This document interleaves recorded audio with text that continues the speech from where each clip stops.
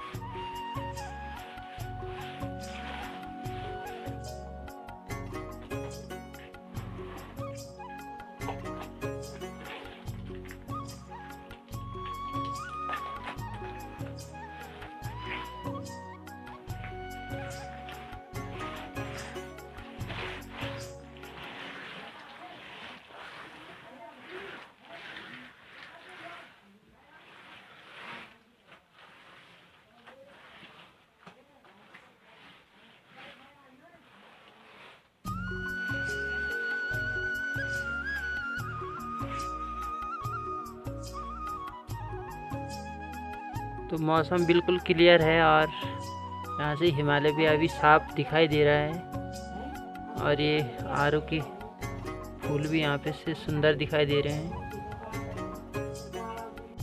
तो भाई शाम के 4 बज चुके हैं और घर के कमरों की लिपाई भी हो चुकी है। और अब ये लकड़ियाँ संभालनी है। अभी गाय ग्वाल से आई नहीं है, जब तक वो ग्वाल से आती हैं तब तक गोबर वोबर निकाल लेते हैं। अभी खेत का कार्य भी अधूरा है, तो उसे भी पूरा करना है।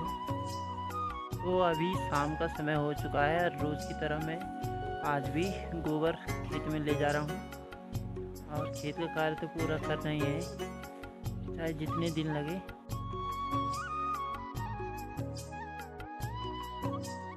तो अभी इस अखरोट के पेड़ तक कार्य, मतलब गोबर फेंकने का कार्य पूरा होने वाला है।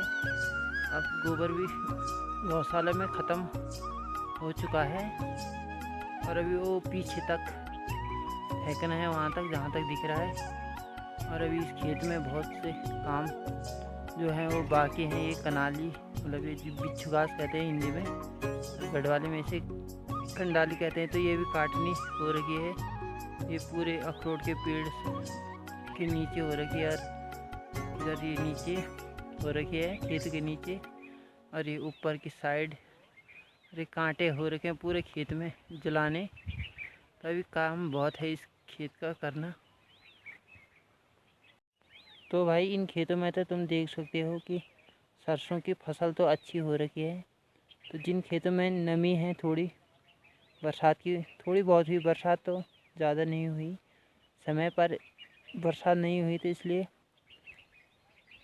बहुत कम खेतों में सरसों की फसल अच्छी हुई है। और कुछ खेतों में मतलब अच्छे से नहीं हुई है सरसों की फसल।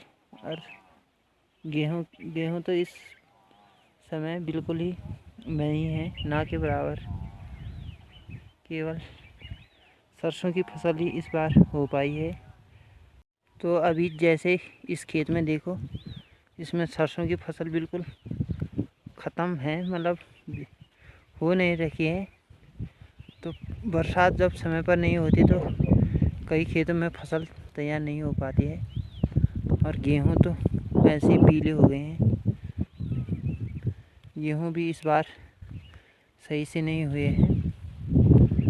तो आजकल ठंड अब कम हो चुकी है, तो शाम तक भी गाय और भैंस, तो मतलब गाय तो नहीं पर भैंस बाहर ही दिखेंगी। तो कोई तो सरसों निकाल के भी लाना शुरू कर दिया है कुछ लोगों ने।